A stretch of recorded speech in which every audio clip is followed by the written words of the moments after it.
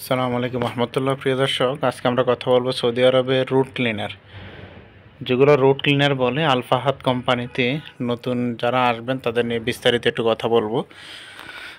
অবশ্যই আল ফাহাদ কোম্পানি একটি সরকারি বলদিয়া কোম্পানি। এখন এই কোম্পানিতে যেতে হলে খরচ পড়বে আপনাকে 6 লক্ষ টাকা গুনতে হবে বর্তমান বাজার, এবং আপনার প্রয়োজন হবে পাসপোর্ট, ছবি, এনআইডি কার্ড, 10,500 টাকা মেডিকেল ফি। আর মেডিকেল ফিট হলে পুলিশ ক্লিয়ারেন্স নিজ থানা থেকে এনে জমা দিতে হবে।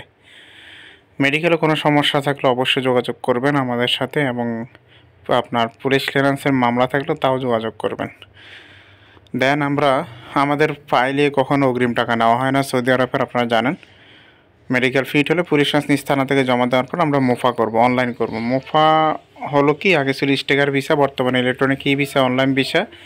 অনলাইন হওয়ার পরে পাসপোর্ট নাম্বার দিয়ে আপনি যাচাই বাছাই করতে পারবেন। মোপা হওয়ার পরে প্রথম ধাপের পেমেন্ট দিতে হবে 3 লক্ষ টাকা।